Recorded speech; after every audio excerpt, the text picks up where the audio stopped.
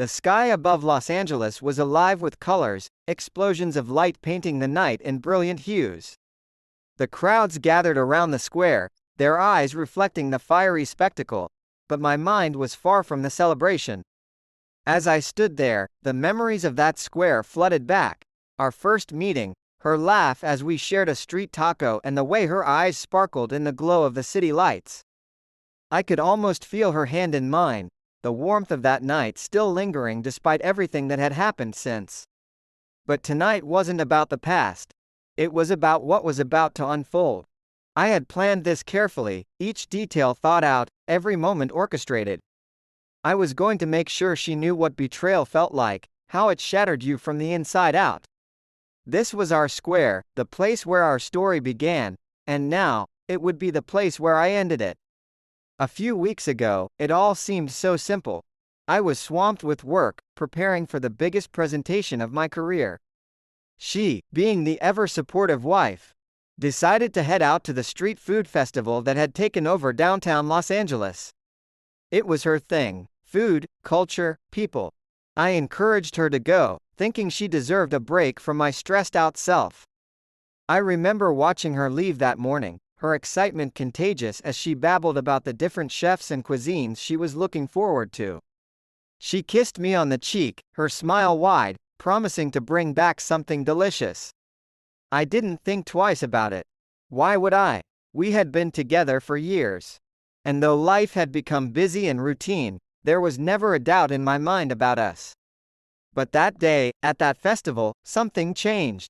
She met him, John, a charismatic chef with a smile that could melt butter. From what I later pieced together, they connected instantly, talking about food, life, and everything in between. While I was buried in spreadsheets and PowerPoint slides, she was laughing with a man who would soon become more than just a casual acquaintance. That night, she came home with a bag full of exotic treats and stories about the festival. She seemed happier than she had in months, her face glowing as she recounted her day. I didn't notice the subtle shift then.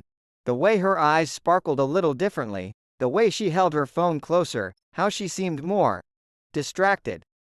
But looking back now, it was the beginning of the end, the moment when our paths started to diverge. The change in her was subtle at first, almost imperceptible. She began spending more time on her phone, her face lit up by the screen's glow late into the night. She'd brush it off, saying it was just some new food blog she'd stumbled upon or a recipe she wanted to try. I didn't think much of it. I was too engrossed in my work, too trusting, too blind. Then there were the weekends. She started taking longer to run errands, always with some new excuse. A farmer's market on the other side of town, a special ingredient she needed for a new dish. When she'd return, there was always a story about some culinary adventure, a new recipe she was eager to try out. I chalked it up to her passion for food, proud even that she was finding joy in her hobbies while I was tied up with work. But the doubts started creeping in, small at first, like a quiet whisper at the back of my mind. I'd catch her smiling at her phone, the kind of smile that used to be just for me. Sometimes, she'd laugh at a message, quickly hiding the screen when I walked into the room. It was the kind of behavior I didn't want to acknowledge, the kind that gnawed at you late at night when you were lying in bed, staring at the ceiling, wondering if you were imagining things. One Friday evening, I decided to bring it up. She was at the kitchen counter, chopping vegetables, her phone resting next to her, the screen lighting up with notifications every few minutes. I asked her about it and tried to make it casual, like I wasn't really worried, just curious. She laughed it off, said it was nothing, just some foodie chat group she'd joined. But there was something in her tone, something I couldn't quite place. Too light. Too dismissive. That night, as I lay next to her in bed, I couldn't shake the feeling that something was wrong. I wanted to trust her, to believe that everything was just as it always had been. But deep down, I knew. Something had changed, and there was no going back. The weekend when everything fell apart started like any other. I had a business meeting out of town, one that would keep me away until late Sunday. She seemed almost relieved when I told her I'd be gone, said she'd use the time to relax. Maybe try out some new recipes.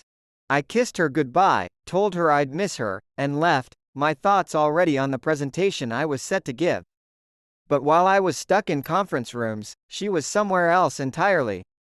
She didn't stay home that weekend. Instead, she went to John's restaurant. He had invited her to spend the evening in his kitchen, to experiment with new dishes, as she later put it. But it wasn't just about the food. That evening, the flirting that had started in texts and glances turned into something more tangible. More real. They cooked together, shared wine, laughed, and as the night wore on, the line between innocent fun and something far more dangerous blurred. I wasn't there, but I could picture it all too clearly.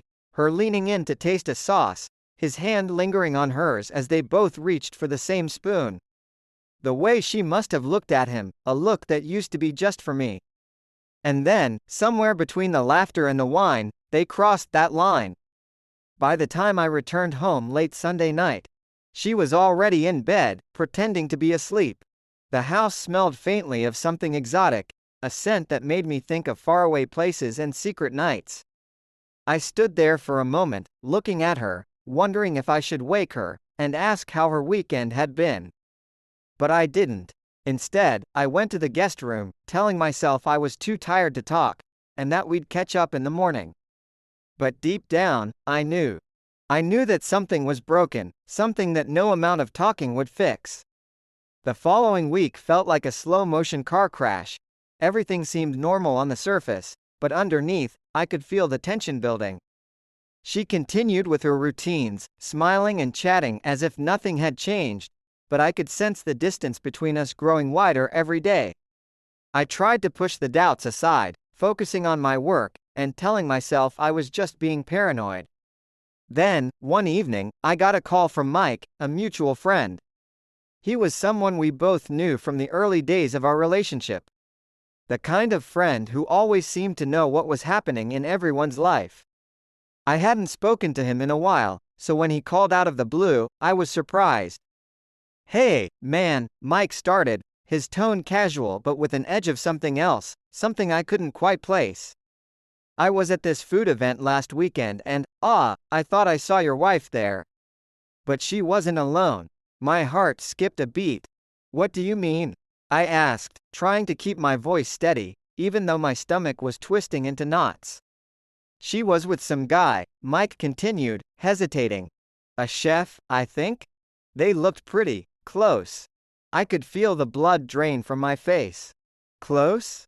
I echoed, needing to hear him say it, needing confirmation of what I already suspected. "Yeah," Mike said, lowering his voice as if he were sharing a secret. I didn't want to jump to conclusions, but they didn't look like just friends. "I thought you should know." I thanked him, told him I appreciated the heads up and hung up. The phone felt heavy in my hand like it was dragging me down into a pit I'd been trying to avoid. I sat there for a long time, staring at nothing, trying to process what I'd just heard. The whispers in the back of my mind had turned into a roar, a constant noise I couldn't ignore any longer. I needed to know the truth. That night, while she slept peacefully beside me, I took her phone from the nightstand. My hands trembled as I unlocked it, feeling like a thief in my own home. I knew I was crossing a line, but I didn't care. I needed answers. I started with her messages. Most of them were innocuous. Chats with friends, recipes, and reminders. But then I found the thread with John. It wasn't labeled with his name, just a simple J, but as I scrolled through, it became clear who it was. The messages started off innocent enough, talking about food and restaurants, and sharing links to articles. But as I read on, the tone changed. There were jokes, flirty comments, and late-night conversations that lasted for hours.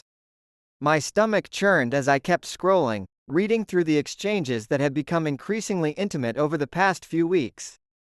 And then there were the pictures. Photos of dishes they had cooked together, selfies of them in his kitchen, their smiles too wide, their bodies too close. My heart pounded in my chest as I came across one particular photo. Her, sitting on the countertop, a glass of wine in hand, looking at him with a gaze that I knew all too well. It was the same look she used to give me when we first started dating, full of admiration and something more. But the final blow came when I stumbled upon his blog. It was late, and she had fallen asleep next to me, unaware of the storm brewing inside my head.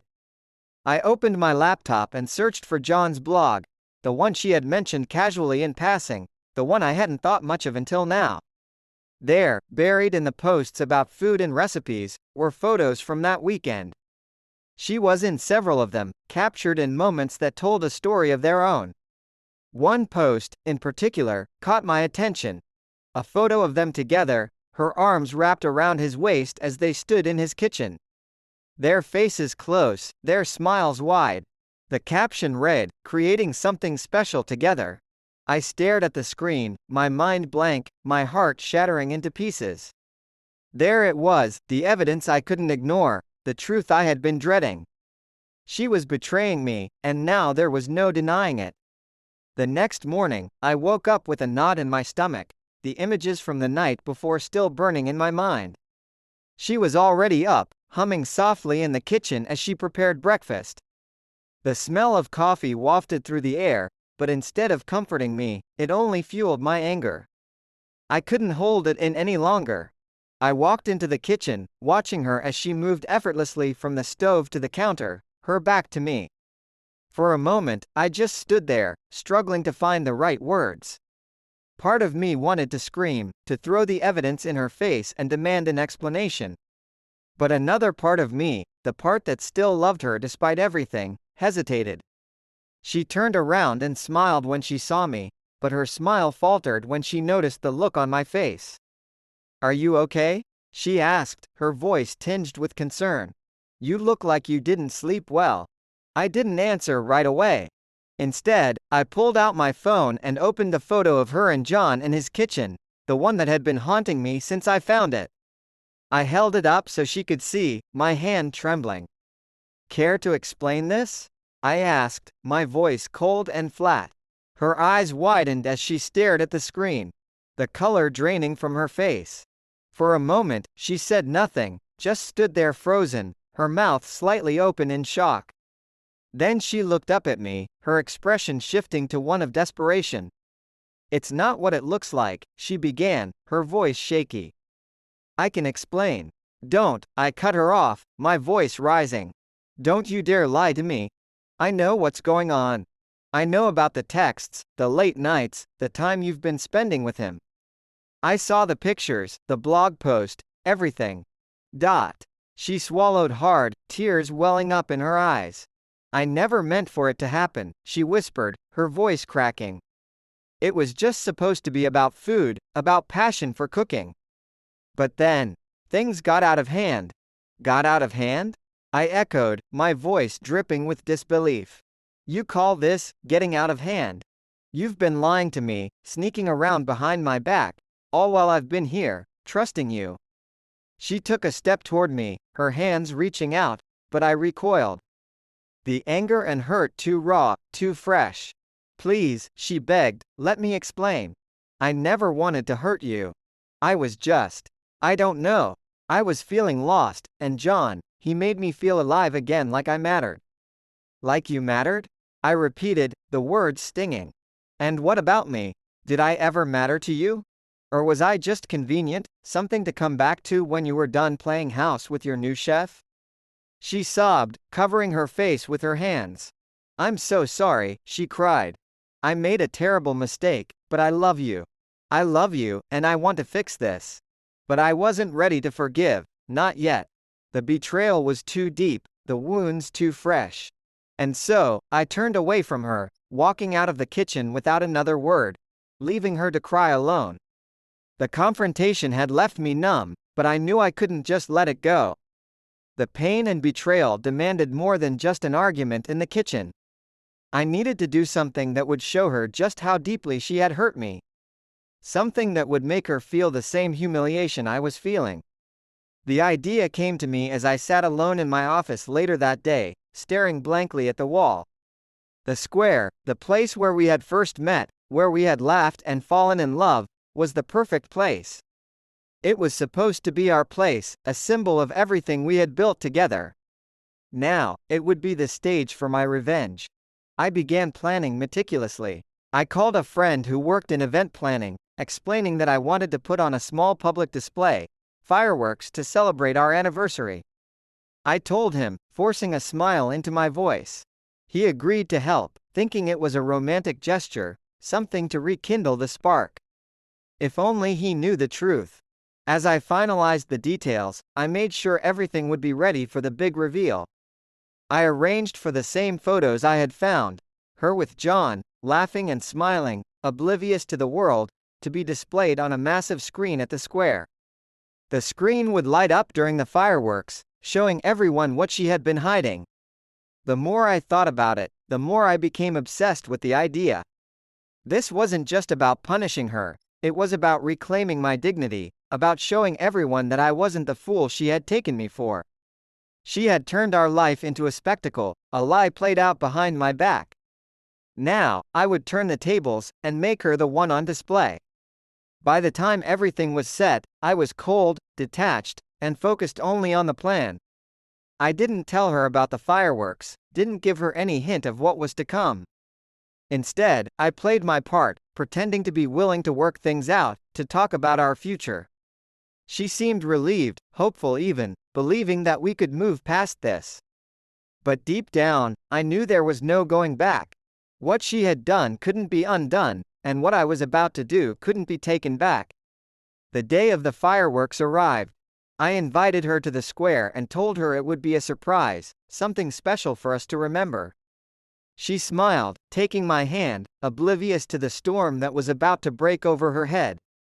As we walked to the square, the same place where our love story had begun, I felt nothing but the cold satisfaction of knowing that soon, everyone would see her for what she really was. The crowd was already gathered by the time we arrived, the sky beginning to darken, the first bursts of color already lighting up the night. I led her to the center of the square, where we stood side by side, watching the fireworks in silence. And then, at the climax of the show, the screen lit up. The photos appeared one by one, each more damning than the last, each telling a story of lies and betrayal. The crowd gasped, whispers spreading like wildfire as people realized what they were seeing. I glanced at her, watching the realization dawn on her face as the truth of my plan hit her. She turned to me, her eyes wide with shock and horror. "What have you done?" she whispered, her voice barely audible over the noise of the fireworks. But I didn't answer. I just stared ahead, watching the screen as the images played out for everyone to see. The final act in the story of our shattered marriage. The square, once filled with the bright lights of fireworks, now echoed with stunned silence. The crowd, frozen in place, slowly began to murmur, their voices a mix of confusion and disbelief. I stood there, my heart pounding, watching the images of her and John fade from the screen, leaving nothing but a black void. She didn't move. Her eyes were locked on the screen, her face pale, her body trembling. It was as if the reality of what had just happened was too much for her to process. The tears that had been threatening to fall finally spilled over, streaking her cheeks as she turned to me, her expression one of utter devastation. "How could you do this?" she choked out, her voice raw with pain. "How could you humiliate me like this?" For a moment, I felt a flicker of something, regret, perhaps, but it was quickly snuffed out by the anger and hurt that had driven me to this point. "I wanted you to feel what I felt," I said coldly. "I wanted everyone to see the truth. To know who you really are." She looked around, her eyes scanning the faces of the onlookers, some of whom had already started to pull out their phones, capturing the moment, and spreading it like wildfire through social media. Her humiliation was complete, her betrayal laid bare for all to see. "I'm sorry," she whispered, but the words were hollow, meaningless now. It was too late for apologies, too late to undo the damage that had been done. We stood there for what felt like an eternity. The world around us continuing to move as we remained frozen in place, locked in a silent battle of pain and betrayal. Finally, she turned and walked away, her steps unsteady, her head bowed in shame. I didn't follow her. I couldn't. There was nothing left to say. nothing left to salvage. As I watched her disappear into the crowd, I felt an emptiness settle over me, a hollowness that no amount of revenge could fill. The crowd began to disperse, some people still whispering, others too stunned to speak. I remained in the square, staring at the spot where she had stood, trying to make sense of what had just happened. The satisfaction I had expected to feel was absent, replaced instead by a deep, gnawing void. I had wanted her to suffer, to feel the same pain I had felt when I discovered her betrayal. But now that it was done, now that I had exacted my revenge, all I felt was emptiness. The truth was out, but it hadn't healed me. It hadn't fixed what was broken. As the last of the crowd drifted away, I finally turned and walked back toward home, my steps heavy, my heart even heavier. I had gotten what I wanted, or so I thought. But the price of my revenge was far greater than I had anticipated. The days following the public spectacle were a blur of emotions and silence. I avoided my friends, my colleagues, and anyone who might ask about what had happened. The story had spread quickly, of course. Social media was ablaze with the drama, and everyone seemed to have an opinion. Some people praised me for standing up for myself, while others condemned me for airing our dirty laundry in such a public and humiliating way. But none of it mattered. The truth was, I felt lost. The anger that had driven me to expose her was gone, leaving only a deep, aching void in its place. I thought back to the man I had been before all of this, busy with work, yes, but content, secure in the life we had built together. Now, that life was in ruins, and I had no idea how to rebuild it. She didn't come home. I didn't expect her to. We hadn't spoken since that night in the square, and I wasn't sure we ever would again.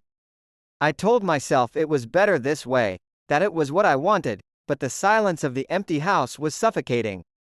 One evening, about a week after the incident, I found myself standing in front of the restaurant where she had met John.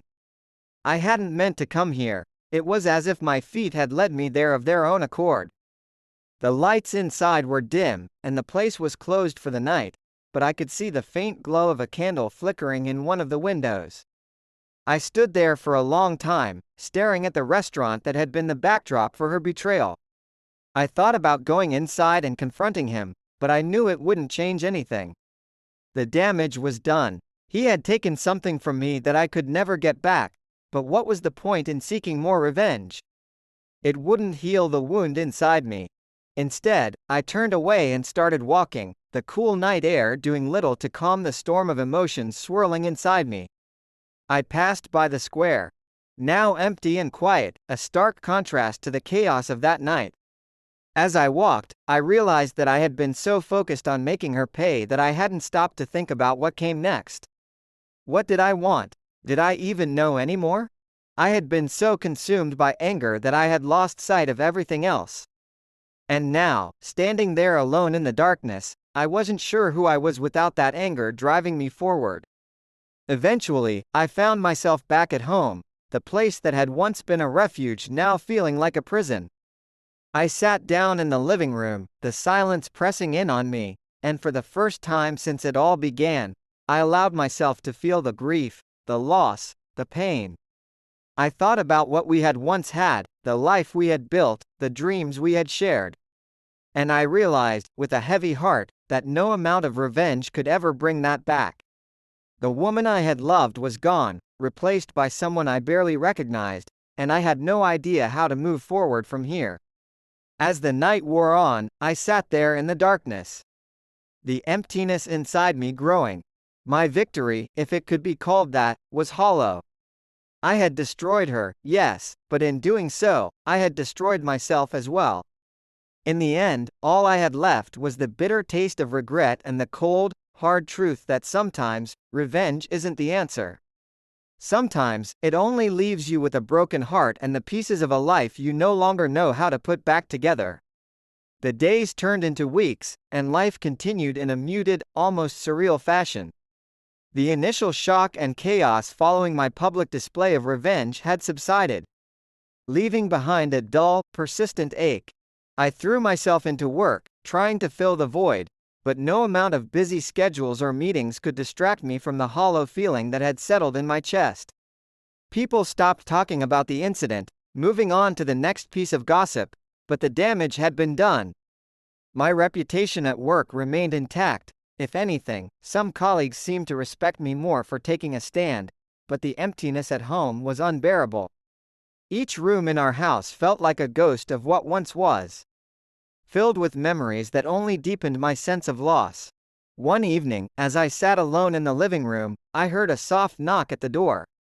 I wasn't expecting anyone, and for a moment, I debated whether or not to answer. But curiosity got the better of me, and I got up, walking slowly to the door. When I opened it, I found myself face to face with her. She looked different, pale, thinner, her eyes red-rimmed and tired. She had been crying, that much was clear, but she was also holding herself together, barely. She stood there for a moment, as if unsure whether to speak, and then finally, she broke the silence. "Can we talk?" she asked, her voice soft, almost pleading. I didn't say anything at first, just stepped aside to let her in. She walked past me, her movements hesitant, as if she were afraid of what might happen next. I closed the door and followed her into the living room, where we sat down, the silence between us heavy and tense. For a long time, neither of us spoke. She looked around the room, her eyes lingering on the photos on the walls, the remnants of the life we had shared. Finally, she turned to me, tears welling up again. "I'm so sorry," she whispered, her voice trembling. "I know that doesn't make up for what I did, but I need you to know that I'm sorry. I've been a mess since everything happened. I've been trying to figure out how to fix this, how to fix us." Her words hung in the air, and I felt a mixture of emotions: anger, sadness, regret.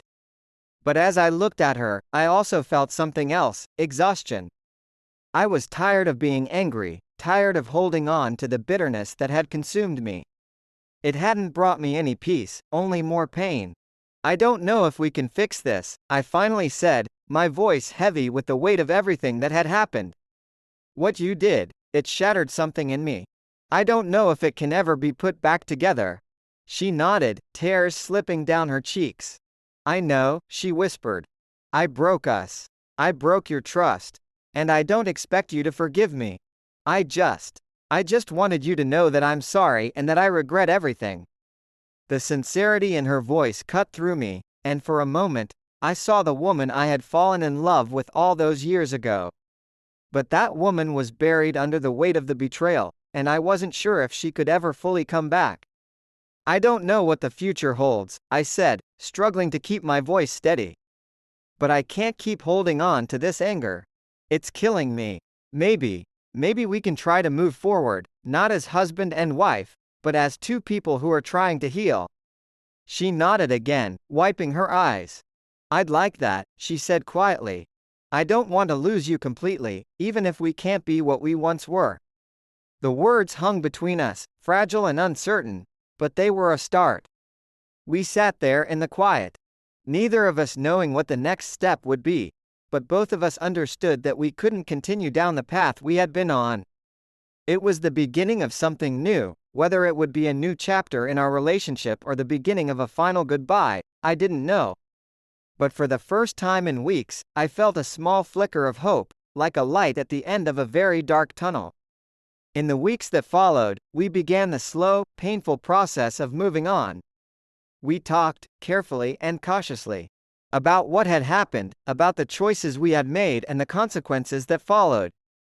It wasn't easy, every conversation felt like picking at an open wound, but it was necessary. We agreed to separate, at least for a while. The trust that had been broken was too deep to mend overnight, and we both needed space to figure out what we wanted, both as individuals and as former partners. She moved into a small apartment across town, and we split our time between seeing each other and being apart, trying to find a new balance in a world that had been turned upside down. Surprisingly, the separation brought a sense of relief. Without the constant reminder of our shared life, I found it easier to breathe, to think, to focus on myself for the first time in what felt like forever. I started seeing a therapist, talking through the anger and hurt that had driven me to such extremes. It wasn't a quick fix, but it helped me understand why I had reacted the way I did, and how I could start to heal from the inside out. I also reconnected with old friends, people I had drifted away from during the chaos. They welcomed me back with open arms, offering support and understanding without judgment. It felt good to be around people who cared, who didn't see me as a victim or a villain, but simply as a friend in need of help. As for her, she began her own journey of self-discovery. She threw herself into work, taking on new projects and challenges, trying to rebuild the parts of her life that had crumbled. We spoke often, sometimes about mundane things, sometimes about the deeper issues that still lingered between us. There were moments of tension, of course, old wounds that hadn't fully healed, but there were also moments of understanding, of shared grief for what we had lost. One day, several months after we had first separated, she called me and asked if we could meet. We hadn't seen each other in a few weeks, both of us busy with our own lives, so I agreed. We met at a small cafe, a neutral ground where we could talk without the weight of our past pressing down on us. When she arrived, I noticed that she looked different, more at peace, more settled in herself. She smiled when she saw me, a genuine smile that reached her eyes, and I felt a warmth in my chest that I hadn't felt in a long time. We talked for hours, catching up on each other's lives, reminiscing about the good times, and acknowledging the bad. It was the most honest conversation we had had in years, and by the end of it, I felt lighter, as if a burden I had been carrying for so long had finally been lifted. As we prepared to leave, she looked at me with a seriousness that made me pause. "I want you to know," she said softly, "that I'll always be sorry for what I did. But I'm also grateful for what we had, and for the lessons I've learned. I hope we can both find happiness, even if it's not together." I nodded, feeling a lump rise in my throat. "I hope so too," I replied, my voice thick with emotion. "We've both been through a lot, but I think we're stronger for it. I don't know what the future holds. But I'm ready to move on, whatever that means." We hugged then, a final embrace that felt like closure, like the end of one chapter and the beginning of another. As we parted ways, I felt a sense of calm settle over me, a peace that I hadn't known in a long time. We weren't the same people we had been when we first met, and our relationship would never be what it once was.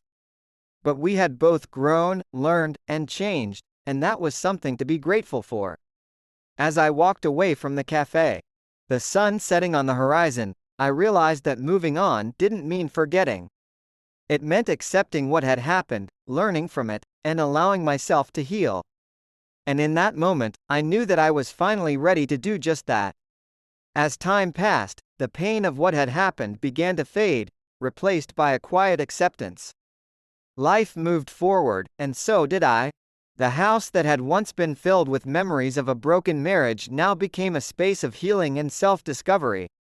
I made changes, small at first, like rearranging furniture or painting a room, and then bigger ones, like picking up new hobbies and reconnecting with old passions. It was as if I was reclaiming my life, one piece at a time. One day, I received an invitation in the mail. It was from an old college friend, someone I hadn't seen in years, inviting me to a weekend getaway at a cabin in the mountains. The thought of escaping the city, of being surrounded by nature and old friends, appealed to me. It felt like the right time to take a break from everything, to clear my mind and recharge. The cabin was nestled in a remote area, surrounded by towering trees and the soothing sounds of a nearby stream. The air was crisp, the kind of fresh that filled your lungs and made you feel alive. As I arrived, I was greeted by the laughter and warmth of old friends, people who had known me before everything had gone wrong. The weekend was a breath of fresh air, literally and figuratively. We spent our days hiking through the woods, exploring trails that led to hidden waterfalls and breathtaking views. At night, we gathered around a campfire, sharing stories, reminiscing about the past, and catching up on each other's lives. The conversations were light, the mood relaxed, and for the first time in a long while, I felt at peace. One evening, after a long hike, we all sat on the porch of the cabin, watching the sunset behind the mountains. The sky was painted in hues of orange and pink, the kind of sunset that made you feel like everything was right with the world. I found myself sitting next to Lisa, a friend I hadn't seen since our college days. We hadn't been particularly close back then, but over the weekend, we had reconnected, finding common ground in our shared experiences and the passage of time. As we watched the sun dip below the horizon, Lisa turned to me, her expression thoughtful. "You seem different," she said, her voice gentle. "More at peace.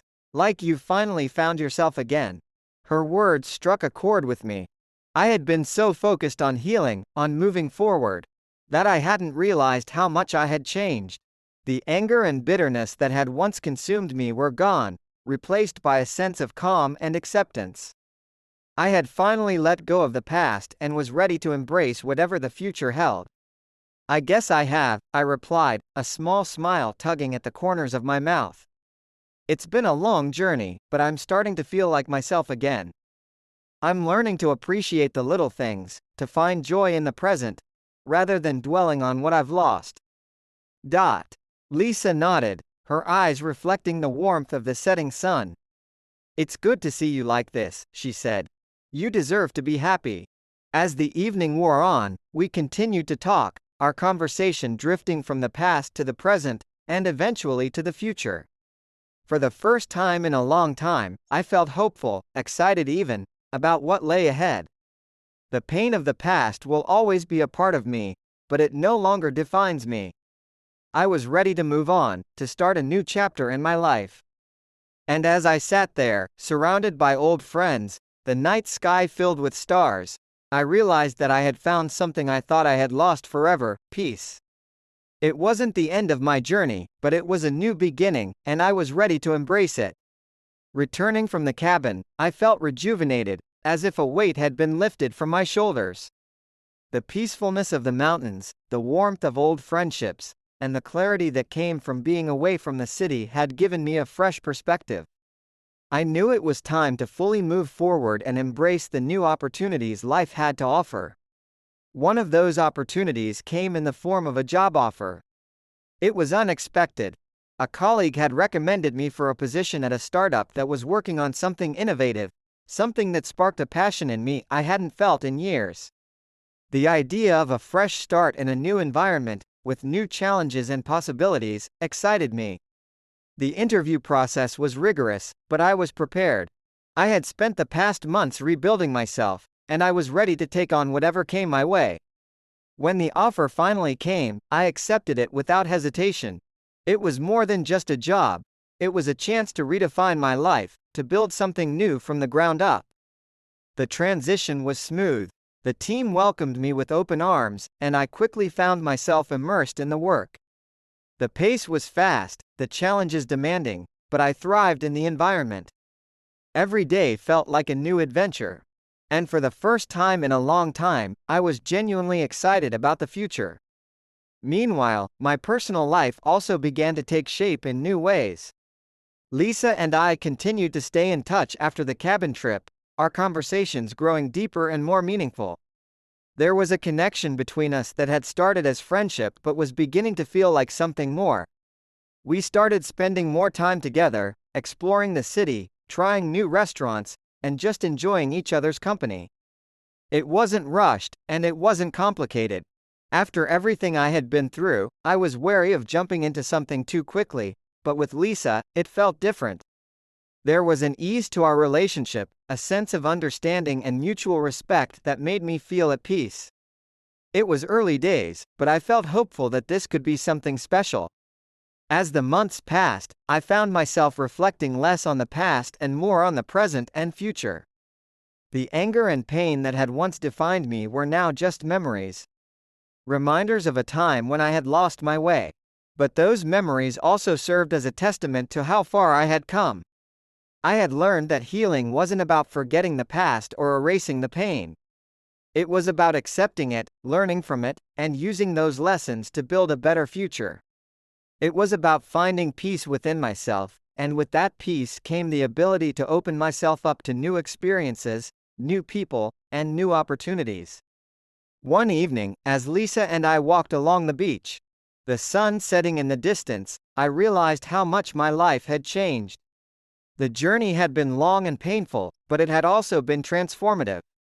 I had found strength in my vulnerability, clarity in my confusion, and peace in my turmoil. As we walked, hand in hand, I felt a deep sense of contentment. The future was uncertain, as it always is, but for the first time in a long time, I wasn't afraid of what lay ahead. I had learned to trust myself, to trust the process, and to embrace the unknown. And as the waves lapped gently at our feet, I knew that whatever the future held, I was ready to face it. I had been through the storm, and now, I was ready to enjoy the calm that followed. This was a new beginning, and I was ready to embrace it with open arms. A year had passed since everything changed, and life had settled into a new rhythm. The scars of the past were still there, but they no longer defined me. Instead, they were reminders of the strength I had found in myself and the new life I had built. One afternoon, I received an unexpected message from her. It was simple and to the point: "Can we meet?" We hadn't spoken in months, our lives had taken different paths, and I had thought that chapter was closed. But something in her tone made me agree. Maybe it was curiosity, or perhaps it was a need for closure, a final chapter to our shared story. We decided to meet at a small park in the city, a neutral ground that held no memories for either of us. As I approached the meeting spot, I saw her sitting on a bench, looking out over a small pond. She seemed calm, at peace in a way I hadn't seen in a long time. "Hi," I said as I approached, and she turned to look at me, a small smile on her lips. "Hi," she replied, her voice soft. There was a brief, awkward silence as we both searched for the right words. "I'm glad you came," she finally said. "I've been thinking a lot about everything, about us, and I felt like there were things I needed to say. Things I never really got a chance to express." I nodded, taking a seat beside her on the bench. "I'm listening." She took a deep breath, her eyes fixed on the water. "I've spent a lot of time reflecting on what happened, on the choices I made, and the consequences they had. I've gone over it in my head 1,000 times, wondering how I could have done things differently, how I could have avoided the pain I caused you, and myself. But in the end, I realized that dwelling on the past wasn't helping anyone. I needed to accept what happened and find a way to move forward." I listened quietly, understanding the weight of her words. I had gone through the same process, the same self-reflection, and I knew how difficult it was to confront those truths. "I wanted to apologize again," she continued, turning to look at me. "Not just for what I did, but for the way I handled everything afterward. I was lost, and I made a lot of mistakes, but that doesn't excuse the hurt I caused you. I'm truly sorry." I took a moment to let her words sink in. The pain of her betrayal had once felt unbearable. But now, sitting here with her, it felt like a distant memory. I had moved on, and I had found peace. There was no longer any need to hold on to the anger or the hurt. "I appreciate that," I said, my voice steady. "And I want you to know that I've forgiven you. Not because it was easy, but because I needed to for myself. Holding on to that pain wasn't doing me any good. I've moved on, and I hope you have too." She nodded, relief washing over her features. "I have, in my own way. It hasn't been easy, but I've learned a lot about myself, about what I want, and what I don't. I'm in a better place now, and I'm glad to see that you are too." We sat in comfortable silence for a moment, both of us absorbing the finality of the conversation. It felt like we were closing the last chapter of a book that had been left open for too long. "I guess this is goodbye," she said softly, a touch of sadness in her voice. "Yeah, I guess it is," I replied, feeling a mix of emotions. "But it's a good goodbye. We've both come a long way, and I think we're both better for it." She smiled, a genuine smile that reached her eyes. "Thank you. For everything. I wish you all the best." "And I wish you the same," I said, standing up. We shared a final look, one of understanding and mutual respect, before she turned and walked away. As I watched her leave, I felt a sense of closure wash over me. This was the final goodbye, the end of a chapter that had once felt like it would never close. But it was also the beginning of something new. Something filled with possibility and hope. I turned and walked in the opposite direction, the sun warm on my face. The future was uncertain, as it always was, but I was ready to embrace it, ready to see where the next chapter of my life would take me. With each step, I felt lighter and freer. The past was behind me, and the future was wide open. And for the first time in a long time, I felt completely at peace with that.